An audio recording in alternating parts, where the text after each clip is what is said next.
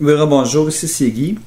Comme j'ai commencé à discuter, à parler tantôt dans une vidéo antérieure, c'est que ce que je veux dire, c'est que Jésus-Christ n'est jamais venu sur cette terre pour former ou créer une religion. Que ce soit la religion catholique, que ce soit les témoins de Jéhovah, les Mormons, que ce soit n'importe qui, Jésus-Christ n'est jamais venu former ou créer une religion ou une église en particulier. Jésus-Christ est vivant, Jésus-Christ est esprit, Jésus-Christ est Dieu, avec le Père et le Saint-Esprit, ce qui forme, on peut dire, une triunité, qui n'est pas marqué dans la Bible le mot Trinité, mais le Père est une personne bien distincte du Fils, et le Fils est une personne bien distincte du Père et du Saint-Esprit. Mais les trois forment un seul Dieu en esprit. Qu'est-ce que je veux dire quand je dis que Jésus n'est pas venu créer un mouvement ou une religion universelle ou une secte ou un mouvement Nouvel Âge? Non, Jésus n'est pas venu créer un commerce même. Jésus est venu nous réconcilier avec le Père céleste. C'est la raison même de sa venue sur la terre. Jésus-Christ est venu pour prendre nos péchés, nos vices, nos fautes, nos offenses à Dieu, nos offenses envers les autres. Il est venu les prendre en son corps sur le bois. C'est-à-dire que quand il a été crucifié, il a porté toutes nos mauvaises actions, tout notre mal qu'on a fait aux autres et à Dieu. Il a pris tous nos péchés, que la Bible appelle. Appelons ça le mal, le péché, les vices, n'importe quoi. C'est les bons mots, sauf que la Bible met l'emphase, appelle ça péché. Jésus a pris ça en son corps sur le bois pour nous délivrer, parce que Jésus nous aime, Jésus vous aime, et Jésus a à cœur de vous sauver. Avant notre mort physique, nous devons recevoir Jésus-Christ dans notre cœur comme Seigneur et Sauveur personnel, c'est-à-dire lui demander de rentrer dans notre cœur par le Saint-Esprit, qu'il puisse illuminer les yeux de notre entendement, les yeux de notre cœur, les yeux de notre pensée, les yeux de notre esprit, pour naître de nouveau, renaître de l'esprit. Comme c'est dit dans Jean 3, verset 3, quand Jésus parle longuement avec Nicodème la nuit, il lui dit, Nicodème, à moins qu'un homme ne renaisse d'en haut, à moins qu'un homme ne naisse de nouveau, il ne peut voir ou ne peut entrer dans le royaume de Dieu. Et Jésus dit, car ce qui est né de la nature physique, la nature charnelle, est chair. Et ce qui naît de l'esprit est esprit ou est spirituel.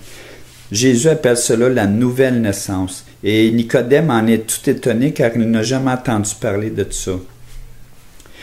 Les religions, quelles qu'elles soient, nommez-les toutes, peuvent essayer de nous faire dire qu'avec nos bonnes œuvres, si on a plus de bonnes œuvres que de mauvaises, on va être sauvé à notre mort.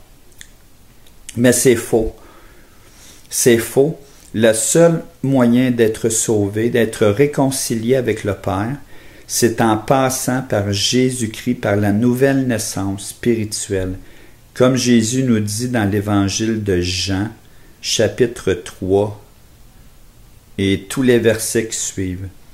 La nouvelle naissance spirituelle, c'est recevoir Jésus-Christ dans son cœur, comme son Seigneur et Sauveur personnel, et lui donner notre cœur, notre vie.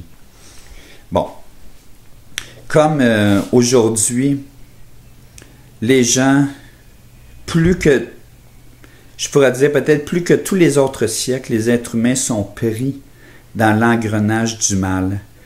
Que que ce soit la violence, que ce soit la sexualité pervertie, que ce soit le vol, que ce soit tout ce que vous pouvez imaginer de mal. L'être humain n'a pas évolué pour le mieux, malheureusement, et c'est pas complètement sa faute parce qu'on est dans un monde déchu, un monde de ténèbres depuis la chute de l'homme avec Adam et Ève. On est dans un monde déchu. On a hérité d'une nature déchue, non à cause de Dieu, mais à cause du péché d'Adam et Ève qui s'est répandu dans notre sang de génération en génération jusqu'à aujourd'hui. Bon, le seul qui n'était pas infecté de cette substance dans le sang, de cette substance, c'est Jésus-Christ, parce que Jésus-Christ n'est pas né d'une semence d'homme. Jésus-Christ est né par le Saint-Esprit dans le sein de Marie. Par le Saint-Esprit dans le sein de Marie. C'est-à-dire que Jésus était Dieu et Dieu de toute éternité, mais il a été engendré par le Père, dans le Saint-Esprit, dans le ventre de Marie. Donc, il n'avait pas la semence du péché en lui. Au contraire, Jésus est Dieu de toute éternité et la lumière est née de la lumière. Bon. Mais mon message, où est-ce que je veux en venir, c'est que vous soyez pris dans le lien de n'importe quoi qui vous afflige, que vous soyez en dépression, que vous soyez pris par la dépression, que vous soyez pris par l'alcool, par les drogues, que vous soyez pris dans le jeu, que vous soyez pris par quoi que ce soit.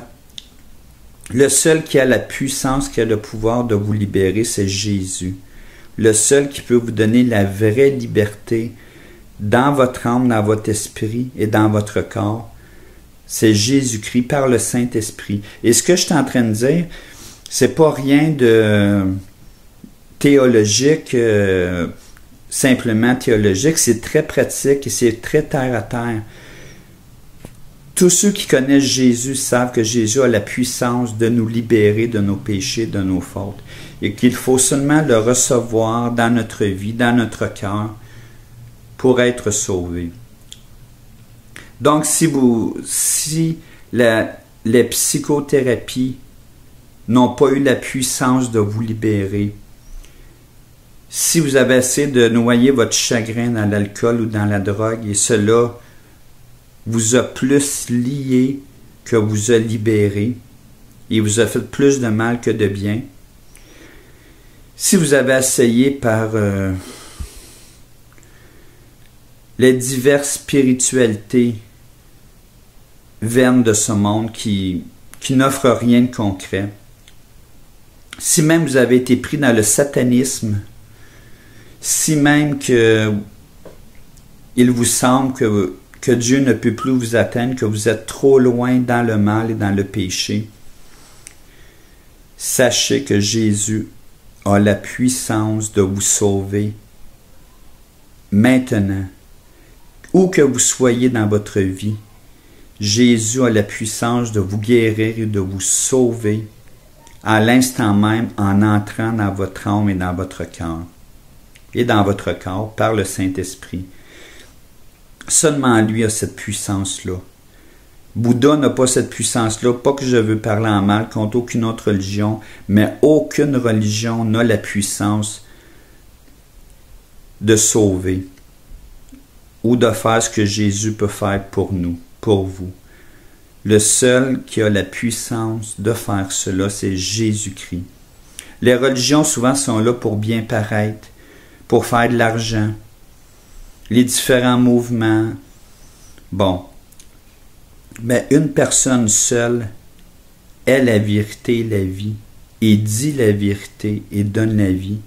Et cette personne qui est vivante aujourd'hui, qui est le Fils de Dieu, qui est Jésus-Christ, qui est Dieu Tout-Puissant lui-même, lui seul a la capacité et la puissance de vous sauver, de vous délivrer de toute votre addiction, vos péchés, et finalement, lui seul a la puissance de vous garder de l'enfer éternel. De l'enfer éternel. Seulement Jésus-Christ a la puissance de vous délivrer, de vous sauver de cela, ayant pris lui-même nos péchés en son corps sur le bois, comme dit la Bible. Si vous pensez que je fais simplement vous parler de religion, vous vous trompez. Je vous parle terre à terre des choses vraies de l'Esprit Saint, telles qu'ils sont écrits dans la Bible. Non pas qu'ils sont véhiculées par toutes les religions du monde, non.